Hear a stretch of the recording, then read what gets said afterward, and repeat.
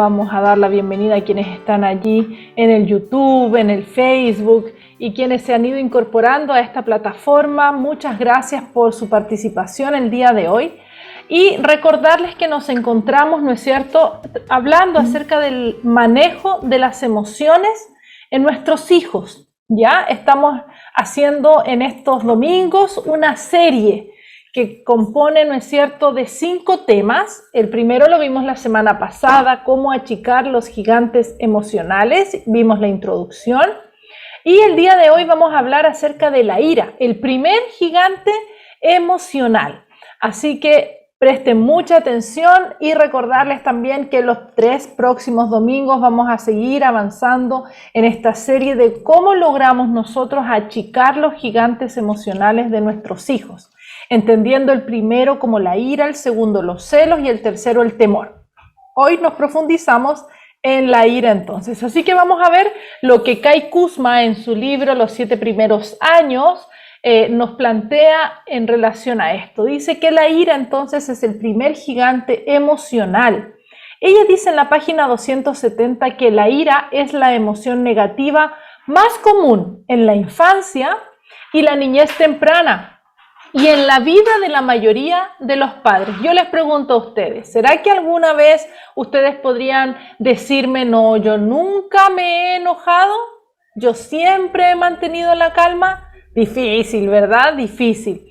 Miren lo que dice allí Kai Kusma: la manera en que tratas la ira de tus hijos durante los primeros 7 años puede cambiar completamente el curso de sus vidas.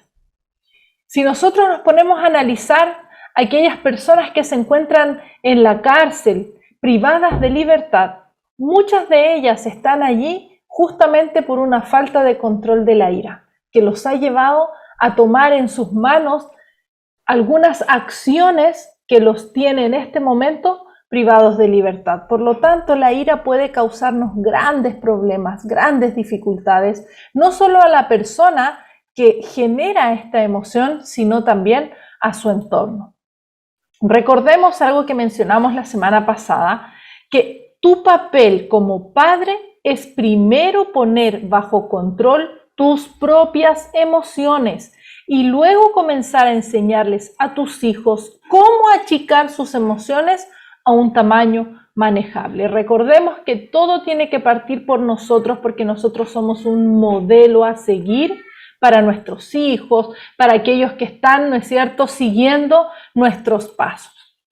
Vamos a ver que Kai Kusma habla acerca de esta doctora Toini Harrison y ella indica que las 3 bases, ¿no es cierto?, que se presentan antes de la ira son la frustración, el dolor y el temor. Ella hace mención de que frente a la experiencia, al experimentar una de estas 3 emociones y un mal manejo de ellas, puede generar a una persona desarrollar la ira. La ira que en ocasiones se vuelve incontrolable. Por lo tanto, esta doctora plantea la importancia de que nosotros podamos identificar estas 3 o una de estas 3 emociones previas a la ira. Y ella nos indica que existen 3 niveles en los cuales nosotros tenemos que estar atentos y tenemos que ponernos en acción. Miren, el primer nivel que ella indica, ¿no es cierto?, de la forma en la que se presenta esta situación y en la que nosotros debiéramos intervenir es, en primer lugar, tomando nota de la frustración, del dolor y del temor de nuestros hijos. Nosotros necesitamos reconocer y necesitamos escribir. Yo los invito para que ustedes tengan a mano siempre un libro, un cuaderno donde escribir. Este libro de los 7 primeros años, que es de donde yo estoy sacando el material, miren ustedes, es bien grueso. Tiene espacio, les voy a mostrar aquí, para poder responder algunas preguntas, para poder escribir, ¿no es cierto?, allí lo que ella está planteando. ¿Por qué? Porque necesitamos tomar nota Cuando nosotros leemos un libro como este, necesitamos ir registrando, pero mejor sería si tú tienes un cuaderno para tus hijos, donde tú puedas allí llevar una bitácora, llevar, ¿no es cierto?, apuntes en relación a lo que tú estás observando y experimentando con tu hijo. ¿Por qué? Porque esto nos va a ayudar. Recordemos que cada uno de nuestros hijos es distinto. Por lo tanto, yo no puedo aplicar una misma receta para cada uno de ellos y ellos van a actuar de manera diferente en cada situación que ellos experimenten. Por eso que es importante el tomar nota. ¿Y tomar nota de qué? De aquellas cosas que les generan frustración. Generalmente son situaciones que se repiten, lo mismo en cuanto al dolor y lo mismo en cuanto al temor. Ahora, ¿cuál es el segundo nivel que ella nos plantea de intervención? Ella dice, oye la expresión de la ira, la cual puede ser verbal como también puede ser corporal. Nosotros podemos oír la expresión de la ira no solamente con los oídos, sino también con los ojos, ¿verdad? Observando cuál es la forma en la que nuestros hijos están expresando la ira que están experimentando. ¿Para qué? ¿Para qué tenemos que hacer esto nosotros? Para tratar de descubrir qué es lo que generó esa ira, es decir, qué frustración, qué dolor o qué temor fue el que llevó a mi hijo a sentirse airado, a sentirse enojado. Y lógicamente a ocuparnos, ¿no es cierto?, de esa fuente que está generando la ira y de la ira en sí, que ya una vez que se desencadena, yo necesito, ¿no es cierto?, generar paz, necesito generar calma, porque cuando se despierta, avanza. Ahora, ¿qué es lo que pasa cuando la ira no es controlada? Cuando no se logra el control adecuado de la ira, se convierte esta ira en furor, que es más extremo que la ira. ¿Y qué es lo que pasa con la ira? ¿No es cierto? Que se convierte en furor, lleva, como dice el nivel 3, a actuar con violencia y destrucción. Por lo tanto, en el nivel 3, la intervención que se debe realizar es evitar esta violencia, evitar esta destrucción. Ahora, ¿qué es lo importante aquí? Es entender la progresión evolutiva de nuestro hijo en relación a la ira que está experimentando. Identificamos qué lo frustró, qué le generó ese dolor que está experimentando o el temor que está sintiendo. ¿Cómo pasa de esa emoción primaria a la ira? Nosotros necesitamos observar a nuestros hijos. Yo entiendo que quizá muchas de nosotros trabajamos, yo también lo hago, me pasa bastante, ¿no es cierto?, que hay situaciones que a mí me sorprenden con mi hijo. Porque yo digo, ¿cómo pasó esto? Yo, ¿cómo no me di cuenta antes? Y claro, es porque pasamos poco tiempo con ellos. Pero el tiempo que estamos con ellos es importante que nosotros podamos analizarlos y podamos entender esta progresión evolutiva de su ira para poder ayudarlos. No se trata de que ellos no van a experimentar la ira. No, porque ellos se van a frustrar, ellos van a sentir dolor, ellos van a estar asustados en algún momento. Necesitamos enseñarles a prevenir la ira que vamos a ver ahora y también a manejar esta ira. Entonces, identificamos la frustración, el dolor o temor que pueda experimentar, cómo lo lleva esto a la ira, ¿no es cierto?, si es que se desenvuelve en furor y qué conductas empieza a desarrollar mi hijo en relación a la violencia y a la destrucción. Puede ser que un niño se siente frustrado porque estaba jugando y el juego no le resultó como él quería. Lo que en él despierta la rabia, el enojo, porque él estaba intentando hacer algo, ¿no es cierto? Pero ¿qué es lo que pasa cuando nosotros vamos con él con enojo o no intervenimos para ayudarle a explicarle que lo puede intentar de nuevo? Él va a seguir intentando y al ver que no le resulta, va a generar la furia. Y luego de la furia, ¿no es cierto? Donde ya ha avanzado, ¿qué es lo que va a hacer? Va a empezar a patear ese juguete, va a empezar a patear los juguetes que están alrededor. Si tú te acercas cuando ya está en la furia, es posible que te quiera golpear y agredir a ti, ¿no es cierto? Entonces, ¿dónde está aquí lo que nosotros necesitamos encontrar? Es la primera parte. Es tomar nota de la frustración, del dolor y el temor de los hijos, pero analizar esta progresión evolutiva, cómo está ascendiendo, ¿para qué? Para que si yo no logro evitar el nivel 1, pueda de alguna manera manejar en la medida en la que esto va avanzando. Ahora, aquí hay unos factores que vamos a analizar acerca de lo que es la ira, de lo que es el enojo. Y una de las cosas que debemos considerar es que los niños expresan la ira de muchas maneras. Puede ser que diferentes niños lo hagan de diferentes maneras, pero también un niño puede expresarla de muchas maneras, ¿no es cierto? Dependiendo de la situación, dependiendo del día, dependiendo de con quién esté. Por ejemplo, lo puede hacer a través de berrinches, de gritos, de contener el aliento. No sé si ustedes han experimentado el observar a algún niño así, el pegar, el morder, ¿no es cierto? Nuestro hijo hace poquito, hace como unos 10, 15 días, llegó mordido ahí de la sala cuna, ¿no? Porque una niña se enojó con él. También hay niños que se enfurruñan, ¿no es cierto? Hay un plan de venganza, ya cuando están más grandecitos. Hay algunos niños que tienden a chuparse el dedo, otros que se alejan, que guardan silencio.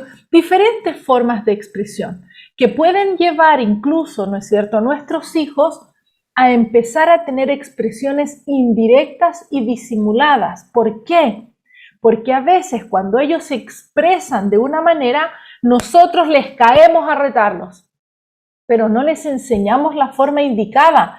Eso significa que ellos necesitan expresar de alguna manera, pero como la mamá los va a retar, ¿no es cierto? Porque ellos no pueden gritar, no pueden golpear, pero no le hemos enseñado la forma correcta, entonces ellos se expresan de una manera indirecta y disimulada. Por ejemplo, no te dicen te odio, pero sí hacen cosas que te molestan. El libro menciona una experiencia en la que una niña fue llevada a la habitación, ¿no es cierto?, porque no se portó bien y estaba enojada y constantemente la niña tocaba la puerta para que le abran, pero la mamá no lo hacía.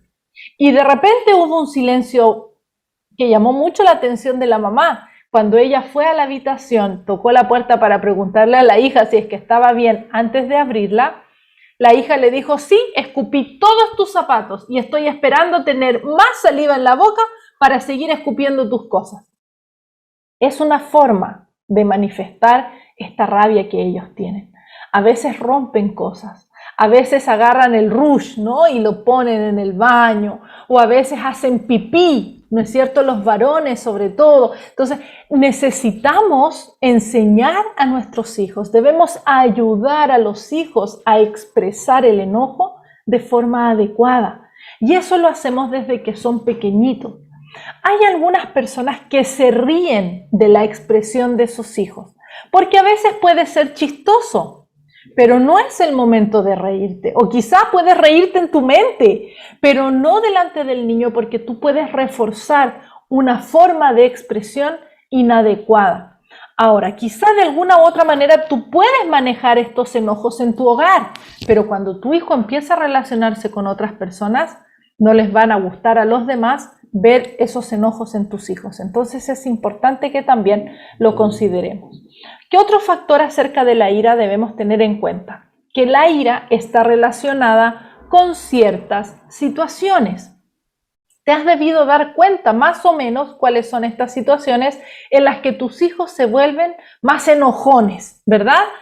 Y lo es en general la sobreestimulación o la frustración previa a esa situación de enojo, ¿verdad? La sobreestimulación está relacionada a al ruido, está relacionada a la cantidad de personas que pueden haber, sobre todo si es un niño que está acostumbrado a la calma, a la tranquilidad. Cuando llegan visitas se puede sentir sobreestimulado, cuando se pone música muy fuerte, ¿no es cierto? O cuando se lo lleva a lugares muy concurridos, puede generar fácilmente el enojo o frente a cualquier frustración que experimente, ya sea haciendo tareas, ya sea jugando, comiendo incluso, ¿no es cierto? Porque eso lleva de la frustración a la ira. Ahora, ¿cuándo se presentan estos problemas? ¿No es cierto? Cuando se asocian con otros niños. Hay niños que se han desenvuelto dentro de contextos únicamente familiares, cuando la mamá los cuida en la casa, algunos ni siquiera se relacionan con hermanos porque no los tienen. Entonces, ¿no es cierto? Necesitamos nosotros considerar que cuando ellos vayan a ir al jardín o vayan a ir al colegio, van a empezar a asociarse con otros niños y eso puede generar una sobreestimulación o una frustración al ver que la atención no es exclusiva para ellos. También otra situación que se puede presentar y que es un factor preponderante al momento de hablar de la ira es que puedan estar enfermos, que puedan estar hambrientos o cansados. A veces nosotros llevamos a los niños, ¿no es cierto?, a hacer trámites con nosotros. Si pasamos mucho tiempo con ellos se van a cansar, ellos van a estar hambrientos tal vez y entonces pueden hacer un berrinche porque se van a enojar. La sobreestimulación y la frustración de no comer o de no poder descansar los va a llevar a la ira. Por lo tanto, es muy importante que nosotros podamos manejar estas situaciones. También la decepción consigo mismos. A veces ellos se decepcionan de aquellas cosas que no pueden hacer y es importante también que las tengamos en cuenta. Otra cosa es cuando hay un niño que tiene muchos adultos a su alrededor indicándole lo que deben hacer. Esto hace que el niño también tienda a enojarse, ¿verdad? Yo me imagino que están de acuerdo con lo que estamos mencionando porque son cosas que se presentan de manera común en los diferentes hogares. Miren lo que plantea Kai Kusma en la página 272. Cuando entiendes qué situaciones arman el escenario para los arranques de ira, puedes controlar mejor el ambiente del niño e intentar de la mejor manera posible satisfacer esas necesidades de manera que puedas evitarla ir tanto como sea posible. ¿No es cierto? Cuando más prevengas, menos tendrás que ocuparte de ella después. Nosotros como familia tenemos la costumbre de invitar amigos, invitar a personas de la iglesia a nuestra casa a almorzar los días sábados. Y los 2 anteriores sábados al día de ayer, habíamos tenido experiencias con nuestro hijo incómodas porque no se portó bien. Y ayer, que también invitamos, decidí sentarlo en la mesa de la cocina y darle el almuerzo antes.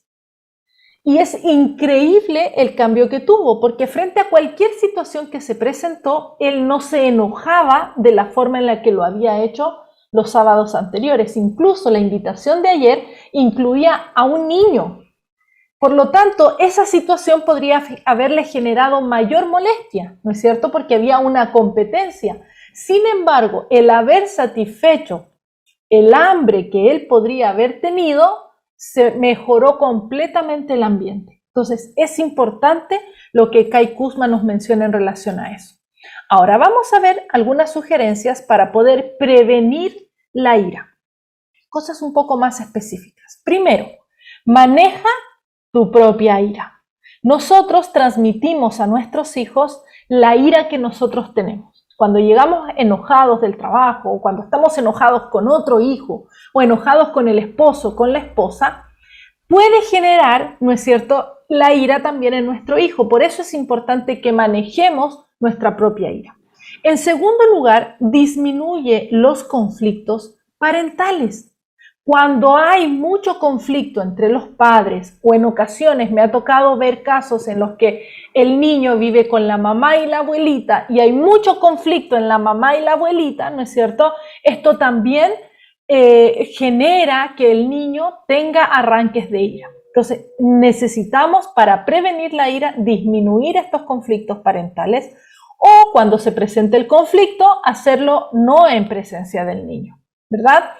3. Ser realista en las expectativas de tus hijos. Cuando nosotros esperamos demasiado de ellos y nuestras expectativas son muy elevadas, nosotros podemos generar ira en ellos porque se van a frustrar con mayor facilidad. 4. Nota las primeras señales de enojo.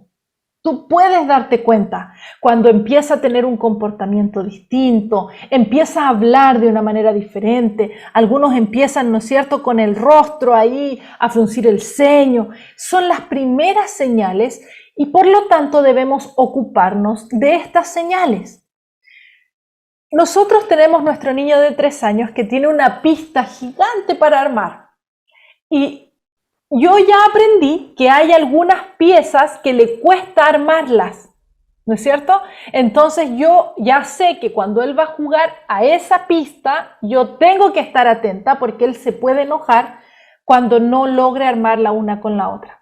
Pero hay momentos en los que además yo me doy cuenta de cuál es la pieza que le cuesta más. Por lo tanto, yo debo acercarme a él, tal vez ayudarle. O incluso ahora yo estaba recostada y él estaba armando y se enojó, se molestó y empezó y empieza, ¿no?, a quejarse. Entonces llamé su atención, le dije que lo hiciera con calma, que cambiara de posición la ficha y lo logró y hasta ahí nomás llegó.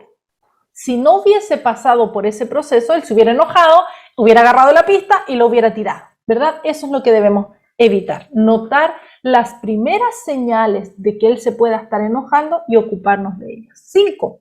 Reconocer las necesidades que él tiene, ¿no es cierto?, de sueño, de alimentación, de amor, porque también la falta de amor, ¿no es cierto?, que él pueda estar experimentando, también es una necesidad, ¿ya? Y necesitamos satisfacerlas. Ahora, cuando nosotros las satisfacemos con una rutina que es flexible, de por sí ya estamos evitando la ira. Cuando nosotros tenemos nuestros hijos con rutinas establecidas, con horarios para levantarse, para acostarse, para dormir la siesta, que en algunos niños es necesaria y en otros es perjudicial, por eso cada niño es particular, en la alimentación, ¿no es cierto? Es importante que nosotros podamos saber que hay momentos en los que están irritables que podríamos haberlo evitado si sabemos que a las 12 le da hambre, ¿verdad? ¿Para qué le vamos a dar el almuerzo a las 12:30 o a la 1? No, es que todos vamos a almorzar más tarde, el almuerzo se atrasó. Ok, dale algo para que no tenga hambre, porque su hora de comida es las 12, ¿ya? Es importante que podamos encontrar esta rutina que va a ser flexible. También no, es que falta para las 12, no tiene que comer hasta que sean las 12. No, seamos flexibles, a lo mejor podemos adelantarle un poquito, ¿no es cierto? Debemos entender que el niño, ¿no es cierto?, va a experimentar. La semana pasada hablamos acerca de la reacción fisiológica del cuerpo frente a la experiencia emocional que él tiene. Si ustedes no estuvieron presentes, yo los invito a buscar, ya está en el canal del YouTube esta charla, porque es muy importante que nosotros podamos comprender estos cambios fisiológicos que el niño experimenta. No es simplemente porque se le ocurrió o simplemente porque es terco o caprichoso, no, hay una reacción fisiológica. 6. Evita el exceso de excitación. ¿Sí? Cuando nosotros tenemos mucha música, muchas actividades, una tras otra, ¿no es cierto? Cuando nosotros estamos allí, que muévete para acá, que muévete para allá, que vamos, que salta, que sube, evitemos eso. Y también la fatiga, esto de llevar a los niños a hacer tantos trámites de un lugar a otro, ¿no es cierto? Uno dice, ay, pero es que mi hijo se porta tan mal cuando lo lleva a hacer trámites. Pero claro, está fatigado, está cansado, también tenemos que entenderlo. ¿Por qué? Porque eso va a generar que desarrolle la ira. Sigamos con 4 más. El 7 dice, responde a los pedidos de ayuda pronto. No se trata de que caigamos en la manipulación de nuestros hijos. Nosotros necesitamos entender que a veces nuestros hijos nos necesitan de nuestra ayuda. Ellos son pequeños y ellos todavía no logran hacer las cosas de la manera en la que lo hacemos nosotros, en cuanto a rapidez y en cuanto también, ¿no es cierto?, a motricidad, por ejemplo. Entonces es importante que podamos atenderlos. A veces, mamá, ayúdame, y estamos ocupados, no dejamos de hacer lo que estamos haciendo y finalmente eso puede generar un arranque de ira, cuando si hubiéramos recurrido más rápido hubiera sido más fácil. Ahora, también tenemos que identificar ese grito de ayuda y es importante que lo hagamos porque a veces es una ayuda para algo que quizá no es tan urgente o tan importante, pero puede ser. Y recuerdo una situación que a mí me marcó muchísimo y que me ha ayudado bastante a atender rápidamente cuando un niño o nuestro hijo pide ayuda. Nosotros vivíamos en Antofagasta y en Antofagasta hay unos edificios gigantescos como de 20 y tantos pisos. Y en uno de esos edificios un pequeño se asomó por la ventana y si bien tenía reja la ventana, la reja empezó a ceder y el niño con el peso empezó a empujar la reja para afuera y el niño gritaba, ayúdame, ayúdame, ayúdame.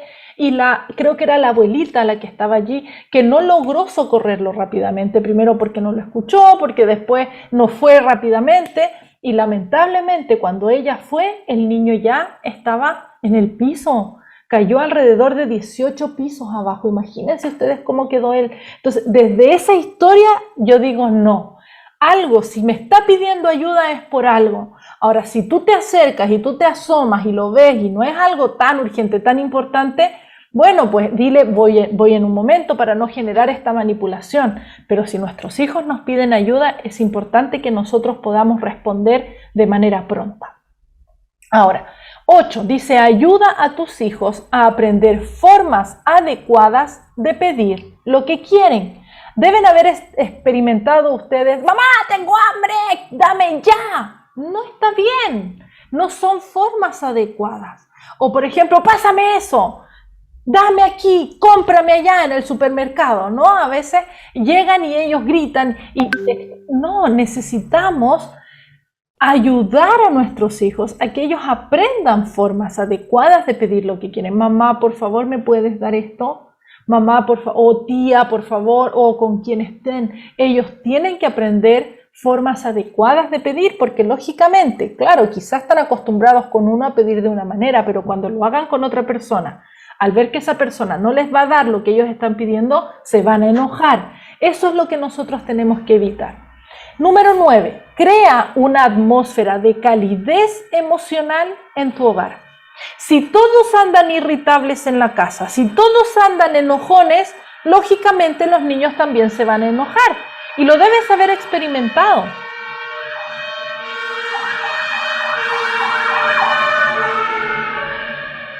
Es importante que nosotros podamos crear una atmósfera de calidez emocional en la casa, donde disminuyan los gritos, donde si hay algo que tenemos que decir lo podamos decir hablando, ¿no es cierto? Y donde si estamos enojados por algo, seamos capaces de esperar para conversarlo o de hacerlo de una manera en un tono bajo, en un tono adecuado, para poder expresar la molestia que yo estoy sintiendo.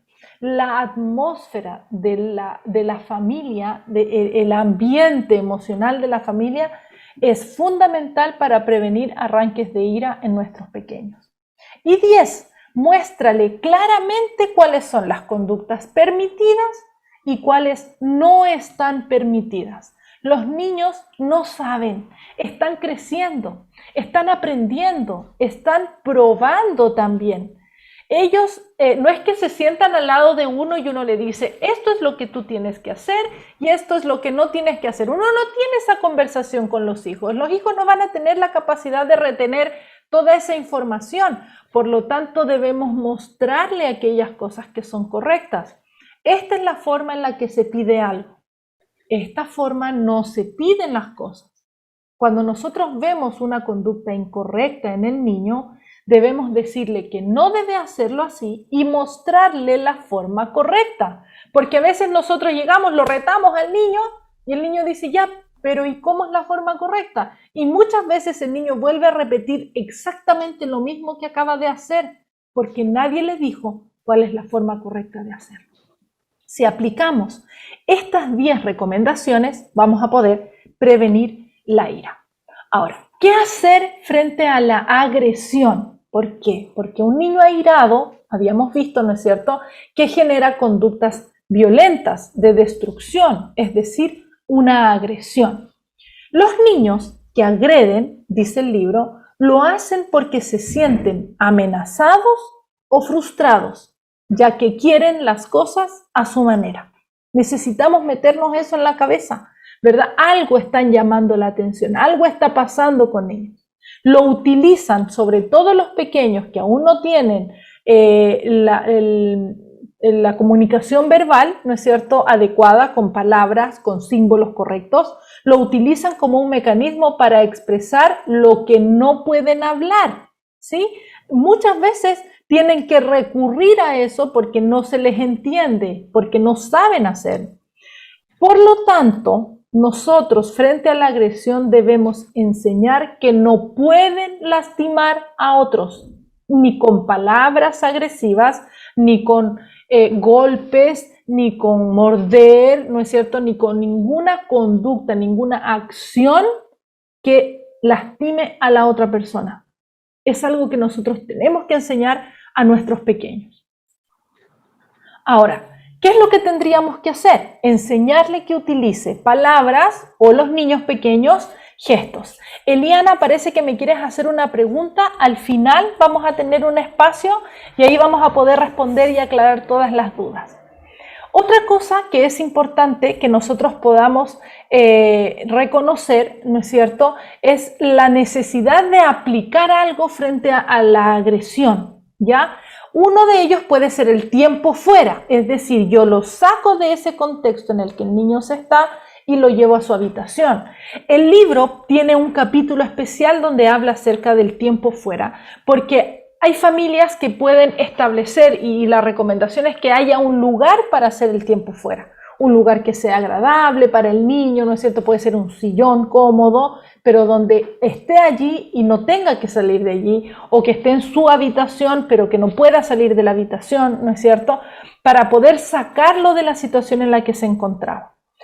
Cuando el niño está agrediendo y tú lo estás observando, necesitas decir no, bien fuerte y bien firme, para llamar la atención del niño y para que él entienda, ¿no es cierto?, que él no debe agredir a los demás. Y en ocasiones, ¿no es cierto?, hay padres que utilizan el golpe para decir que no deben golpear. Tengamos cuidado con eso. El golpe por parte de un adulto hacia un niño para corregir una conducta debe ser usado para cambiar la inconducta luego de haber intentado todo lo que podría habérseme ocurrido, lo que he leído en libros, lo que he escuchado, lo que he visto previamente antes de golpearlo, ¿sí? Ahora, no debe golpearse con enojo, porque no se trata de que yo lo golpeo porque me hizo enojar la conducta que mi hijo tuvo, sino es para corregir una conducta. Por lo tanto, yo tengo que pensar muy bien qué es lo que quiero corregir y entender que si yo le voy a decir a mi hijo que no golpee mientras lo estoy golpeando, creo que hay una inconsecuencia, ¿verdad? Entonces tengo que tener cuidado de no caer en esa inconsecuencia. Necesitamos reconocer que la agresión se modela fácilmente. Entonces, si un padre golpea, va a entender que puede golpear a los demás. Si un niño ve en la televisión que es normal el agredir, también lo va a hacer. El observar conductas violentas vuelve al niño violento y agresivo. El videojuego permite que el niño tenga experiencia de agresión, porque el niño tiene que matar muchas veces en el juego, tiene que golpear, tiene que agredir. Y en charlas que hemos hablado, ¿no es cierto?, acerca del uso de la tecnología, nos ha demostrado que la experiencia en el cerebro es real, aunque no sea real y solamente sea virtual a través del juego. Por lo tanto, necesitamos reconocer que la agresión se imita, es un comportamiento que se repite. Dice, si tu hijo comienza a mostrar conductas agresivas, es importante que las desapruebes firmemente y que detengas toda actividad hostil. Pero recuerda, no uses castigos físicos ni agresivos, porque no va a tener el efecto que estás buscando. Estás agrediendo una agresión, entonces no es consecuente. Pero sí es importante que descubras el lugar de exposición a conductas violentas. Me ha tocado conversar con varios papás que me dicen, tía, mi hijo no ve televisión en la casa. Yo no sé por qué él está así tan violento. Pero a ver, vamos, investigamos, vemos una cosa, vemos otra cosa y a veces va a la casa de la abuelita y en la casa de la abuelita sí ve televisión y sí hay imágenes de violencia en la televisión. Hay otros casos que me ha tocado ver que los niños han estado en el colegio y hay niños que sí están expuestos en el colegio a la televisión y repiten conductas con este niño y este niño finalmente actúa de la misma forma. Entonces hay que descubrir dónde está la exposición a conductas violentas. Hay personas que creen que sus hijos están viendo cierto programa de televisión y en realidad están viendo programas que tienen mucho contenido violento. Entonces necesitamos cuidar también eso. En ocasiones, nuestros hijos son violentos porque hay un barrio en el que viven que es violento.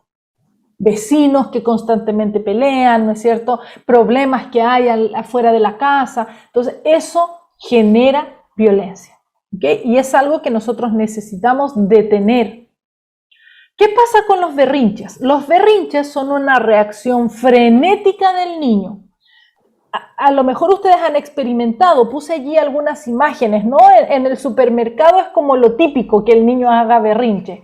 O cuando el niño no quiere meterse a la ducha, por ejemplo, a la tina, ¿verdad?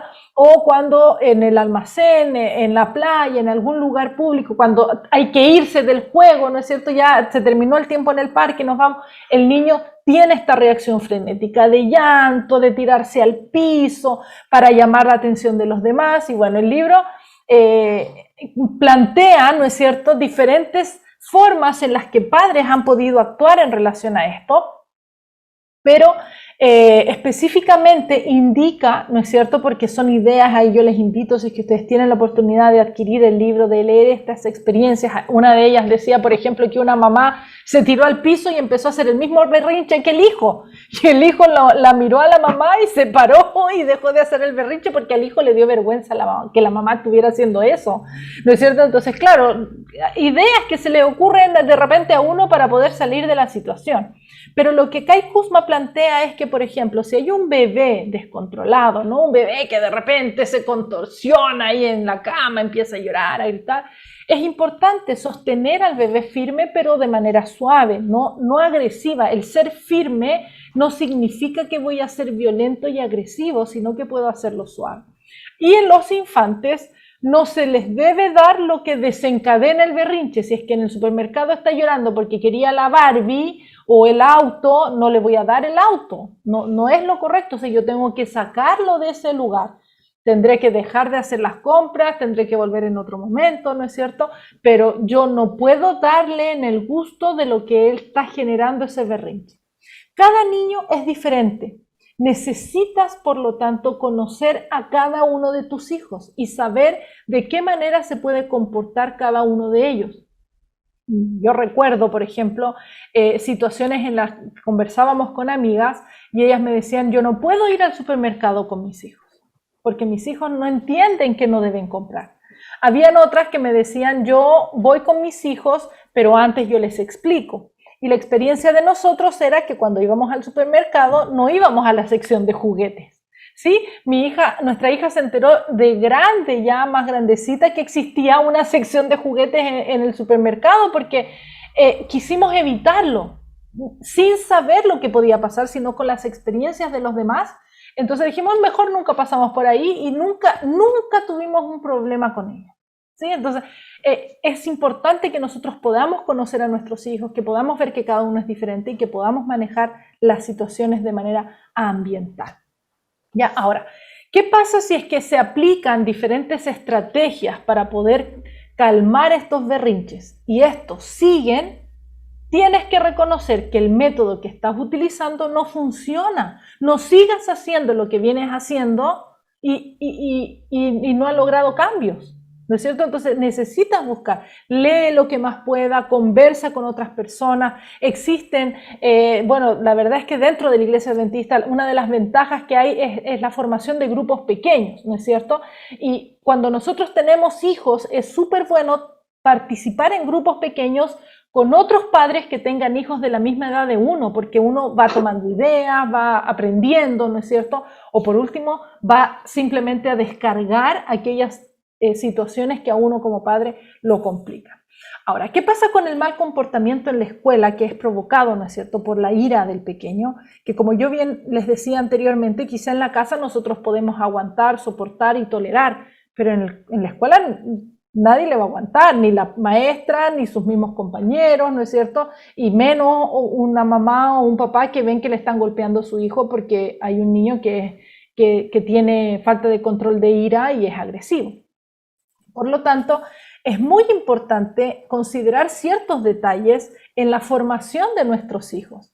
Y mira lo que dice en la página 280 aquí en el libro de los 7 primeros años de Kai Kusma. Si a un niño no se le enseña a sentarse a la mesa para comer y a quedarse allí sentado, ¿cómo aprenderá el niño a sentarse en un asiento en la escuela y a terminar sus tareas? Hay niños que se levantan cientos de veces cuando están comiendo. Son cosas básicas y uno diría, ¿pero cómo? Claro, ese niño cuando va a la escuela se tiene que sentar y la maestra le dice que no se puede levantar, ¿qué va a hacer? Se va a enojar, va a generar frustración porque no puede hacer lo que quiere y se va a enojar.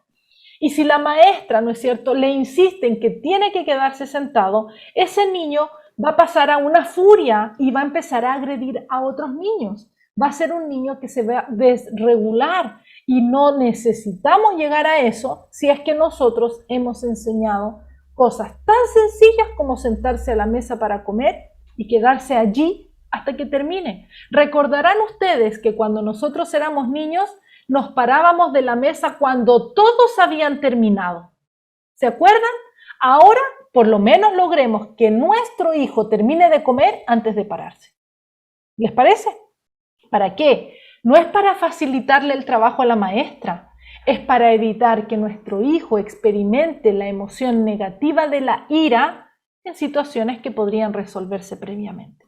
Recuerda, además, que la exposición a las pantallas dificulta la atención y la concentración, entorpece el desarrollo de la motricidad y evita la consecución de tareas.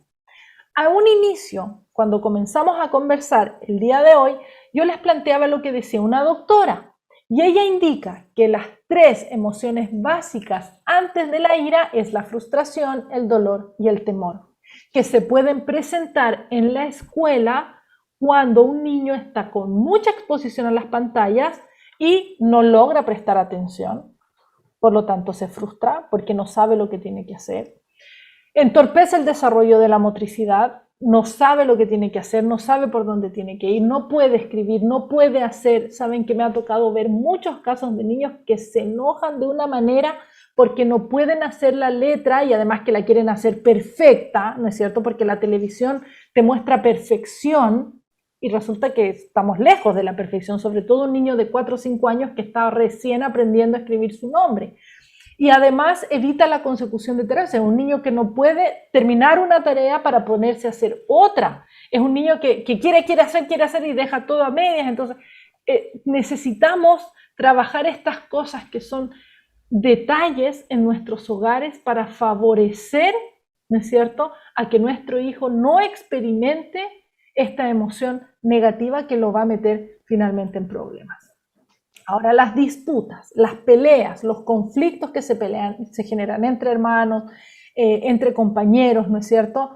Es importante que reconozcamos que frente a la ira, ¿no es cierto?, se puede generar una disputa. Reñir es otra expresión de una conducta airada que rápidamente molesta a todos, no solamente a quienes están involucrados en esa riña o en esa disputa. Ahora, ¿qué es lo positivo de una disputa? Es que son la oportunidad, ¿no es cierto?, de una experiencia de aprendizaje. Si tú has experimentado en tu hogar una disputa entre tus hijos, aprovecha esa situación para generar un aprendizaje. ¿Qué es lo que debes enseñar frente a una disputa? A darse cuenta que otros tienen opiniones diferentes. Los niños creen que todos tienen que pensar igual y ellos tienen que aprender que hay opiniones distintas. Tenemos que enseñar a tener una manera socialmente aceptable de pensar y de actuar. Se comparte, ¿sí? Necesitamos respetar al otro. Si alguien, algo que me genera bastante conflicto a mí interno cuando llevamos a nuestro hijo al jardín, no al jardín, sino al parque, ¿no es cierto? Que él sube para tirarse del resbalín, sube por las escaleras y cuando él está llegando, ¿no es cierto?, llega otro niño que sube por el resbalín. ¿Sí? Y nosotros le hemos enseñado a nuestro hijo que no está bien hacer eso, porque no se sube por ahí, se sube por las escaleras. Esa es una manera socialmente aceptable de actuar. ¿Por qué? Porque tiene que haber un respeto. Y a veces nos olvidamos de enseñar este tipo de cosas. El saludar, el despedirse, son maneras socialmente aceptables de pensar y de actuar. También necesitamos enseñar en una disputa a ser humildes, a escuchar al otro con respeto y a negociar soluciones, ¿sí? No a imponer lo que yo creo que es mejor, sino a escuchar ambas partes para poder negociar. Kai Kuzma presenta estas sugerencias frente a las disputas. En primer lugar, deténla. ¿Sí? O sea, no permitas a que esto empeore, porque las disputas van en escalada. Explica que no deben lastimar a otro. Eso es algo básico. Yo lo he mencionado antes. Necesitamos enseñar a nuestros hijos 3 cosas básicas. No deben hacerse daño a ellos mismos, no deben hacer daño a los demás y no deben hacer daño a las cosas. Sí, eso es fundamental para poder enseñarle y establecer muchas normas. El no lastimar a otros se aplica aquí.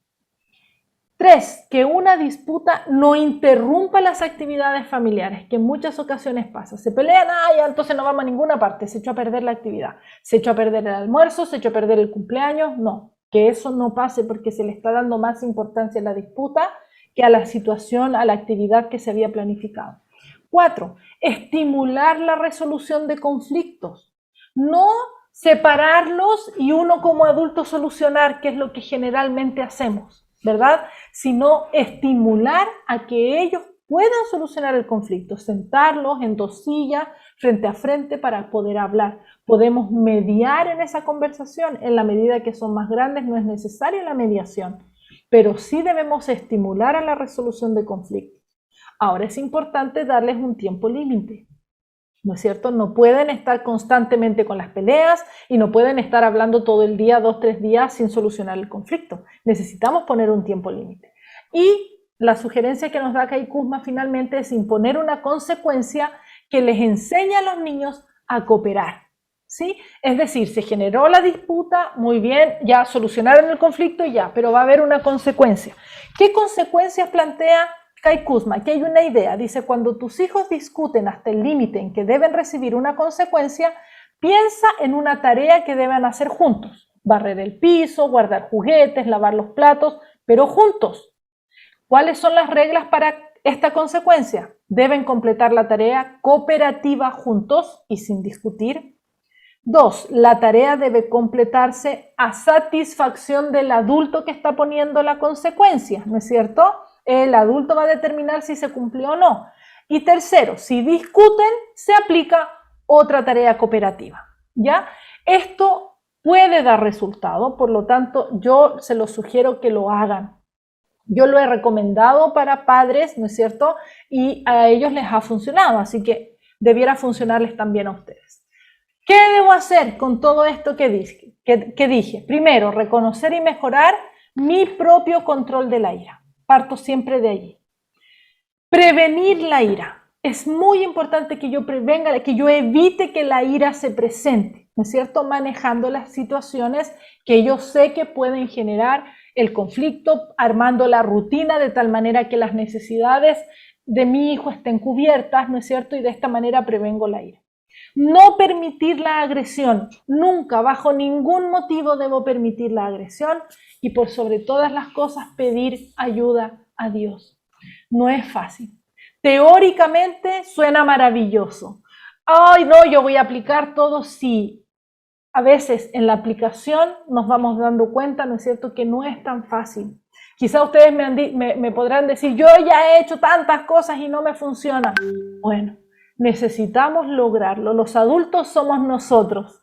Si nosotros no llegamos a la solución, ¿qué nos queda para nuestros hijos? Entonces la invitación es que nosotros podamos, ¿no es cierto?, pedir ayuda a Dios para encontrar la solución y poder lograr el manejo adecuado de la ira de nuestros hijos. Y siempre recuerda lo que dice Filipenses 4:13. Todo lo puedo en Cristo que me fortalece. Todas aquellas cosas que yo me proponga, las voy a lograr porque Cristo es quien nos fortalece y quien está con cada uno de nosotros. Muchas gracias, que Dios les bendiga.